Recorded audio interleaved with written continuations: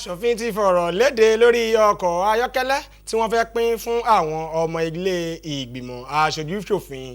Pípèsè afẹ́fẹ́ oxygen ti di ohun àràbà ní ilé ìwòsàn FMC Abẹ́òkúta.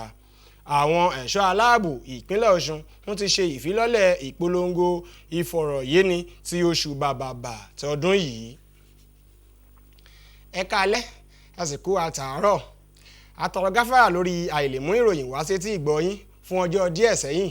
Èyí wáyé látara ìpèníjà tí a dojúkọ nípa ìmọ̀ ẹ̀rọ wa. Ìdòwú Ògúnbàjò lórúkọ tèmi. Ẹ gbọ́ àwọn ìròyìn náà lẹ́kùnrẹ́rẹ́. Ilé ìgbìmọ̀ aṣojú-ṣòfin ilẹ̀ Nàìjíríà ti sọ̀rọ̀ lórí pínpín ọkọ̀ ayọ́kẹ́lẹ́ fún àwọn ọmọ ẹgbẹ́ ilé ìgbìmọ̀ aṣojú-ṣòfin káàkiri ilẹ̀ Nàìjíríà, léyìí tó jẹ́ dandan gbọ̀n fún ìjọba láti ṣe tí kìí ṣe fún nǹkan àfẹ́ rárá. Alága ìgbìmọ̀ lórí ọ̀rọ̀ ìròyìn àti ìbátan gbogbogbò fún aráàlú Akin Rótìmí òun ló sọ ọ̀rọ̀ yìí di mímọ̀ nígbà tí ó yànnàná ọ̀rọ̀ yìí wípé pínpín ọkọ̀ ayọ́kẹ́lẹ́ fún àwọn ọmọ ẹgbẹ́ ilé ìgbìmọ̀ aṣojú-ṣòfin káàkiri ilẹ̀ Nàìjíríà ti fa rúkèrúdò, gbọ́nmi sí omi òtó àti họ́wùhọ́wù àríyànjiyàn láàrin àwọn aráàlú.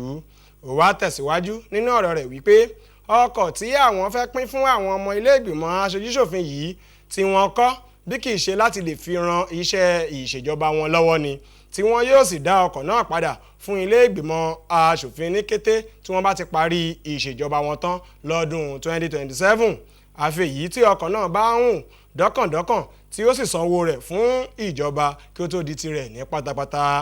Láì dènà pẹnu, ilé ìgbìmọ̀ aṣòfin ti ṣetán láti bẹ̀rẹ̀ sí ní pín ọkọ̀ ayọ́kẹ́lẹ́ náà fún iṣẹ́ ṣíṣe fún àwọn ọmọ ẹgbẹ́ aṣojú-ṣòfin káàkiri ilẹ̀ Nàìjíríà bẹ̀rẹ̀ láti ọ̀sẹ̀ tó ń bọ̀ títí wọ oṣù tó ń bọ̀. Alákòóso tó jẹ́ mínísítà fún ètò ìlera àti ìdàgbàsókè àwùjọ wa ọ̀mọ̀wé Ali Pate ló ti sọ wípé àwọn ilé ìwòsàn jákèjádò ilẹ̀ Nàìjíríà yóò di ohun àmúbójúwò nípa pípèsè àwọn nǹkan ìgbáyégbádùn àti àwọn irinṣẹ́ tó ń ṣiṣẹ́ fún ìlera lójúnà àti mú ìlérí ìjọba tó ń lọ lọ́wọ́lọ́wọ́ yìí ṣẹ nípasẹ̀ sísọ ìrètí orílẹ̀-èdè yìí jí. Mínísítà yìí ló sọ ọ̀rọ̀ yìí di mímọ̀ nígbà tí ó ń ṣe àbẹ̀wò àbójúwò fún àwọn ohun èlò ní National Hospital ní olú ìlú Nàìjíríà Àbújá. Báṣì Ìta Ikpan ló jábọ̀ ìròyìn.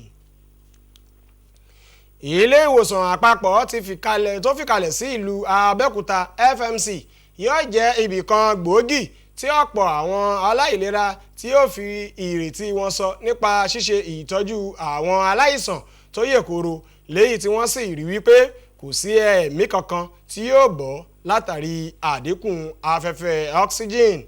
Ọ̀gá àgbà ní ilé ìwòsàn FMC Abẹ́òkúta ọ̀mọ̀wé Adéwálé Musa Olómù ló sọ̀rọ̀ yìí di mímọ̀ nígbà tí ó ń gba àwọn ikọ̀ United States Agency for International Development USAID lálejò. Yẹmi Dalemo lóníròyìn tó bá wọn wà níbẹ̀.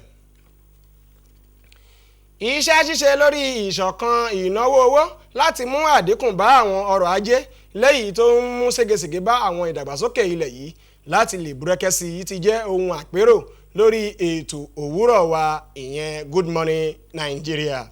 Àwọn akọ́ṣẹ́mọṣẹ́ tó sì jẹ́ àwọn àlejò lórí ètò òwúrọ̀ wa Good Morning Nigeria ti fi ẹnu àtẹ́ lu àìṣedédé àwọn tí ọ̀rọ̀ kàn léyìí tí wọ́n kùnà láti jọ ṣe ìjùmọ̀sọ̀rọ̀ kó tó di wípé báǹkì àpapọ̀ ilẹ̀ yìí fòfin de àwọn nǹkan 43 ní àwọn nǹkan tí ò lẹ́tọ̀ọ́ tí ò sì bójúmu láti ṣe pàṣípààrọ̀ rẹ̀.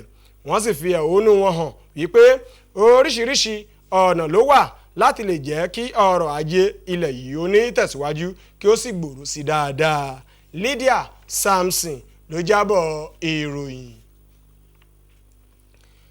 Àwọn ẹ̀ṣọ́ aláàbò ojú pópó FRSC ti ṣe ìkìlọ̀ fún àwọn arìnrìn-àjò ojú pópó láti tẹ̀lé òfin àti ìlànà tó rọ̀ mọ́ ojú pópó, pàápàá jùlọ nínú oṣù bàbàbà yìí láti lè dẹ́kun àti yẹra fún ìjàmbá ọkọ̀ ojú pópó.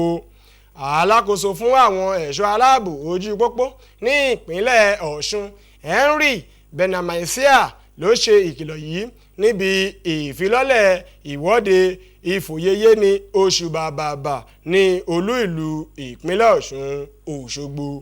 Múyìwá Ọmọ́wùnmí ló jábọ̀ ìròyìn. Níbí ni a ó ti máa dánu dúró fún ti ìròyìn fún ọjọ́ tòní. Ẹ má gbàgbé láti tẹ̀lé wa lójú òpó wa Facebook NTA Ìjẹ̀bú-Òde àti lórí YouTube. Ìdòwú Ògúnbàjò lórúkọ tèmi. Ó dàárọ̀.